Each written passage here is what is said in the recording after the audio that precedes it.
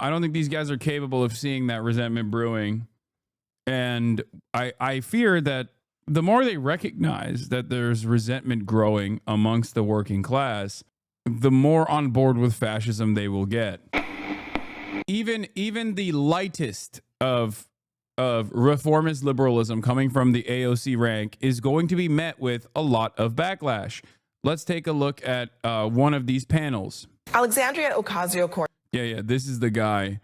They brought my goat back, Dr. Jason Johnson. Old heads remember this fucking dipshit loser. Sort of Bernie and AOC. I went to their rally in Los Angeles. I walked through that crowd. It was a shockingly non-diverse crowd for downtown Los Angeles. I was there. I walked through. I counted different kinds of people that I saw. And as great as AOC may be... Bro, none of this works. None of this works. If anything, people are going to look at this and go, great. Oh, so you mean to tell me that the AOC Bernie crowd is bringing in white folk? Great. Okay. Can you imagine having this argument in 2025?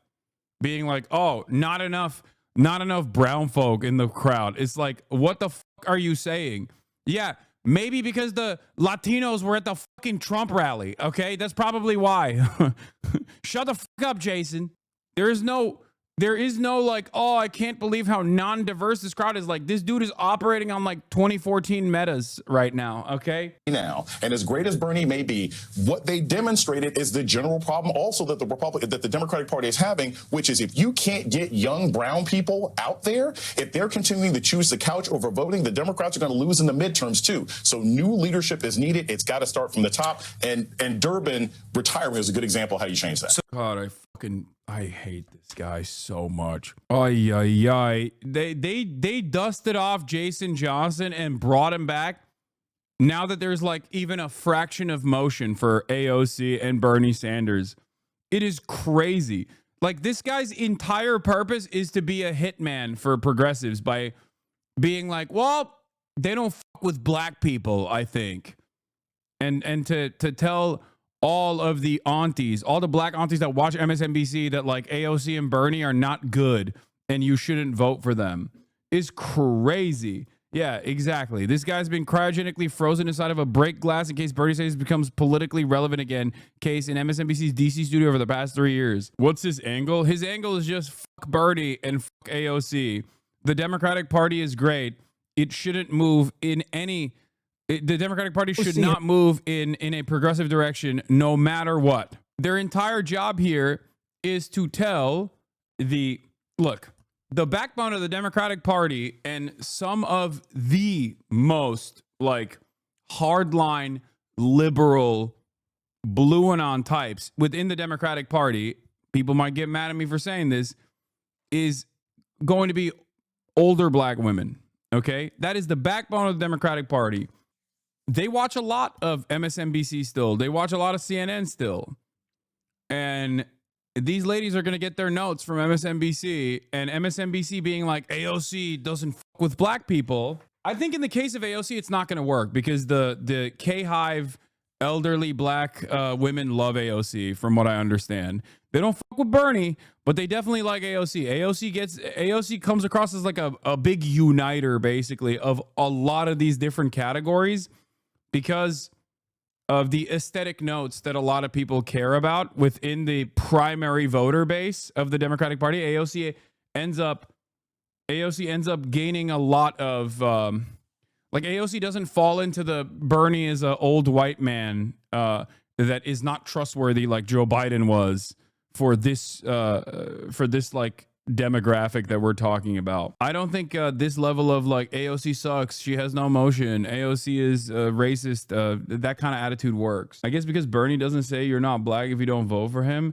No, if Bernard Sanders was firmly within the Democratic Party machine and all of the Congressional Black Caucus leadership and all of the church groups were pumping him in the same way that they were pumping pumping Biden, yeah, he would get the same level of motion. You have to remember, a lot of old people, you have to remember, like, a lot of old people get their notes from the TV. They still trust TV. They still, especially if they're like, especially if they remember the Democratic Party doing at least kind of all right by them in terms of, like, you know, giving black people the right to vote. Like that's still significant, especially if you're old enough to remember that, or if you're like a couple generations removed from that. Versus when you look at numbers, when you look at the demographics, like and black voters in general, they're still overwhelmingly on the Democratic Party side. Having said that, the younger you get, the less trust there is in the Democratic Party because you haven't seen anything from the Democratic Party. Yeah, let's talk about AOC. Cortez. She is popular, she's populist, I got pee. but is she enough of both to run for president? Some say to start thinking about it. And seriously, AOC is drawing huge crowds. She's turning events into slickly produced videos that have the scent of a bid for the highest office in the nation. It has even Meghan McCain convinced that she's running and that people discount the idea and AOC at their own peril. I just want to play a little bit from this video where she filmed a part of it in Idaho, of all places. Just listen to this. You know, Idaho, I am so touched being here. I'm a girl from the Bronx. To be welcomed here in this state, all of us together, seeing our common cause, this is what this country is all about. I've seen a heck of a lot of presidential announcement videos just like that. And I think that you can't discount the ability in a completely off year of a random congressperson to put together tens of thousands of people in red states like Idaho. I think that when our party is thirsty for leadership and hungry for leadership, especially young, dynamic, diverse leadership, when most of our leadership right now, like Chuck Schumer and others, are older, white males, you know, you're going to get crowds like this. You're going to get the news attention. People are going to say that you're potentially running for president. If I were AOC, I actually wouldn't run for president. I think that one of the things that she can do in the presidential election is be an incredibly effective surrogate. And I think that she could utilize her lists. She could go out there and Yeah, that would be really good, actually. No, it'd be so much better if she didn't run for president. Everyone should stop talking about AOC running for president, actually. It's so much better for everybody. Yeah, she's really popular. She should use that to defend, I don't know, Pete Buttigieg or whoever we have chosen. It's too early anyways. Yeah, I mean, look, I don't know. I don't know what will happen from here on out. I don't know what will happen from this point on. There might not even be another election, okay? So it's kind of silly to have these conversations. Having said that, however, it is pretty funny that they've already decided that this is a threat. They've already decided this is a major threat, you know? It's cool. campaign. She can draw the crowd. She can do that kind of stuff. I do think that. Yeah, they're going to do a Slotkin Fetterman 2028 campaign. I will have left the country by that point, I think. Oh my God. Oh, I want to throw up thinking about that. The party is looking for someone who is going to be more moderate, who can bring all sides together, including Republicans, and I am not sure she can do that. Okay, so Kevin, Meghan McCain says discount her at your peril, but she is a populist. She is like, this is about class politics, working class people, some of the same people Donald Trump appeals to. Does that worry you? As a AOC, I have a tremendous amount of respect for. I buy her T-shirts for $39.95, tax the rich. They're very popular in Miami Beach. I wear them, and I sign them, and I give them to people. She has an 82% margin on that, proving that inside of every socialist is a capitalist trying to get out. But however, I would say this about her. You know, the ambassador of America, the CEO. An 82% profit margin is a lie, by the way. Her T-shirts are made in unionized factories. We have the same providers. Like, we have the same garment manufacturers. No. He's just fucking straight up lying. Also, all the profits go to her campaign. It's not even going into her pocket. 82% margins is such an insane statement to make. Because I don't even think, like, if you make the most dog shit quality Chinese manufacturing, if you go to a Chinese factory and say, give me the worst version, like Redbubble shit, and then sell it for $35, you still probably wouldn't get 82% profit margins. That is so funny. The fuck? This guy is so consistently wrong about business. It blows my mind. Like, isn't that the one thing that he's supposed to be good at? Business? Isn't he the business guy? CEO, the president, they have to embody the American dream. That's their number one job. Our number one export is not technology or energy. Achieve the American dream. She embodies the American nightmare. And so she could never, ever, because she doesn't believe that people should succeed in wealth. And this is a huge problem for her. What makes America so... Only success is not wealth. I mean, she came from very modest background. You said, how is he allowed to lie? Dude, that's all people do. That's the welcome to the overwhelming majority of legacy media on a lot of issues, and especially when you're like a right-wing guy. Remember, Kevin O'Leary's whole purpose here is to glaze Trump, even though he's a fucking Canadian. Like, that's the other side of the story that makes me even more mad. It's like, bro, you're Canadian. Shut up. Shut up. She was a waitress. I mean, I think that story, a lot of people would say that is the American dream. I think that is what... She does not support capitalism. No, well, I'm saying, I guess what I'm saying is, like, what if she's a democratic socialist, but that's that. But what if some Americans... Is Kevin O'Leary Lebanese too? Oh, my God. Dude, let me guess. Maronite Christian. Bro, I swear to God, there is literally a secret Lebanese plot where all fucking Phoenician-ass Lebanese Christians that come to the Western world, some of these Lebanese Christians, bro, oh my God. It's like, dude, when you realize how many of the most prominent ethnically ambiguous white adjacent people that you would just immediately think are white that say the most insane, irrational bullshit are secretly Lebanese, it freaks people out. It freaked me out. It froke. I was froken. Okay. Judge Jeanine Perot immediately comes to mind. Say the most important thing is not facilitating the rich getting richer. That is literally the message she's running on. You just tainted the American dream with that statement. You understand that? You tainted what makes America work. You should take that back. I forgive you for that. I forgive you for that. Don't ever say that again. All I am suggesting, Kevin, is that there are many Americans who work really hard, and their aspiration is not to become supremely wealthy. It is to have strong family units. It is to have community. It is to have a sense of purpose. It is to contribute to their environment. There are many Americans for whom just being... God damn. She's cooking. Being filthy rich is not the American dream. I want to forgive you, but you're making it hard. But do you understand that? I mean, am I wrong that there are not many Americans in this country who they have aspirations that are outside of building unimaginable wealth? Well, I think how is that controversial? I mean, Scott Jennings is going to say, no, they do. They all do. I think there's a long way from, having the dream of building unimaginable wealth to also having, a lot of people just want the aspiration. According to Kevin, I'm besmirching the American dream. The aspiration to not have to struggle every day. I mean, exactly. and to have a job or have a career or have a business that allows them to live a life where they're not living paycheck to paycheck, living under constant anxiety. And so I agree with Kevin. The American dream is believing that you live in a country where if you achieve the status that you want to achieve so that you're not struggling or that you are filthy rich, that some politician is not going to come along and try to take it away from you. No, that's what got us to this problem to begin with, honestly. That mentality promoted by dipshits like Scott Jennings and dipshits like Kevin O'Leary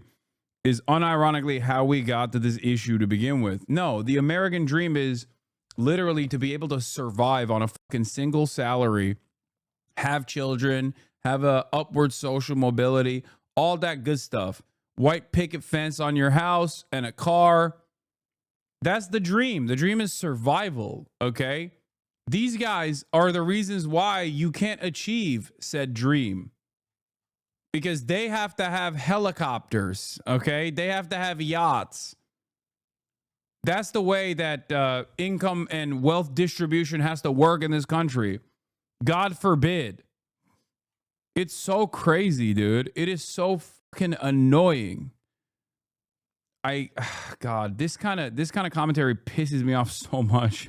It's like, yeah, here, if you want to know Kevin O'Leary's worldview, this is one of the best demonstrations of it. Here, according to Oxfam, of the world's 85 richest people is equal to the 3.5 billion poorest people. It's fantastic. And this is a great thing because it inspires everybody, gets the motivation to look up to the 1% and say, I want to become one of those people. I'm going to fight hard to get up to the top. This is fantastic news, and of course I applaud it. What can be wrong with this? She's like, I'm sorry, what? This is fantastic. Wow, that's cool. Like, look. A lot of people say, oh, Hasan, you're a eat the rich style socialist. Like, you want to execute billionaires on the street. Like, I don't say those things. Okay? I do want wealth redistribution. I understand that, the state will have to enforce such things at a certain point. I would hope that this would happen through a peaceful and democratic process. That is my dream. Now, having said that, Kevin O'Leary's existence makes this argument so difficult because if you're a guy that is working at a company and you got shit time, shit pay, you've experienced real negative wage growth as a consequence of inflation for a couple years, now you got unimaginable instability happening that you're staring down. You're looking at inflation potentially again. Okay, you're going to experience an economic shock again. You didn't do anything to trigger this. You're just simply existing and trying to survive. And you hear this fucking billionaire dipshit be like, it's so awesome that everyone is experiencing extreme poverty. Like, I'm not saying anything, but if you're that type of person and you hear this, you're going to have certain opinions that are not so great for Kevin O'Leary. You know what I mean? These people don't realize that they are agitating in that direction. I think they've grown too comfortable thinking like, no one ever wants to dream a world outside of capitalism, and therefore everyone agrees with me. And there are still plenty of people who do. Okay? There are still plenty of people who look to that and go, no, he's right. I think it's great to wish for a better financial situation. I think it's great to imagine a world where I also am just like Kevin O'Leary, a fucking multi-billionaire, right? There's still plenty of people who are entrepreneurs and temporarily embarrassed millionaires and billionaires out there. They are the majority.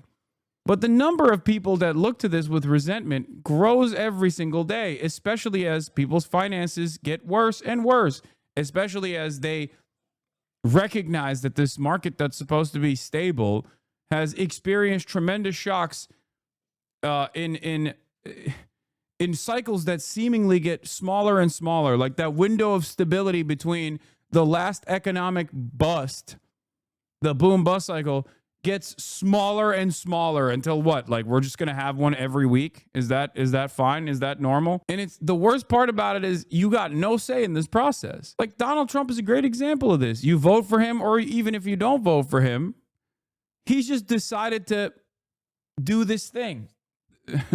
He just decided to go, yeah, we got to fix the trade deficit. I'm rewriting the last 40 years of trade policy that we spearheaded, with no way of even fixing, with no way of even building a robust manufacturing base that spells good wages and good jobs and good benefits for you, by the way. Like, you do that, and all people see in the outcome of said decisions made by one fucking moron is an unaffordability crisis that blows up in the process, and empty shelves at the grocery store. Yeah, people are going to be resentful. They're like, I didn't vote for this. The fuck is this? I voted for the opposite of this. Or I didn't vote for this at all, and look where we're at now. Like, I don't think these people understand, you know. You can only push people so far into a corner. Once they recognize that they're backed into a corner with no way out, they're going to try to fight their way out of it. The older, wealthier generations were aware of this. This is why libertarians to call welfare riot tax. They've completely forgotten why there is a welfare state to begin with. It is to offer a lifeline to capitalism. It's so that capitalism can continue without revolt.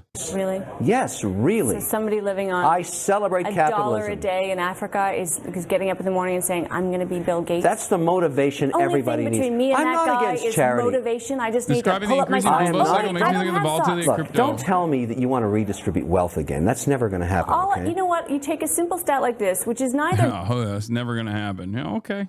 good nor bad. It's just a fact. It's a celebratory stat. I'm very excited about it. I'm wonderful to see it happen. I tell kids every day, what's wrong with this? Comes up at a cocktail party. No, Amanda, what's wrong with this statement? One possible response if you to it, work hard, you might be stinking rich. We're talking about people in extreme abject poverty. That's how you get $3.5 billion. No, we're not. You were just talking about really rich people. No. Okay. I'm going to tell you later what you should say to this. Incredible stuff. Incredible stuff. Yeah, there's a resentment brewing, and I don't think these guys are capable of comprehending that. I don't think these guys are capable of seeing that resentment brewing. And I fear that the more they recognize that there's resentment growing amongst the working class, the more on board with fascism they will get.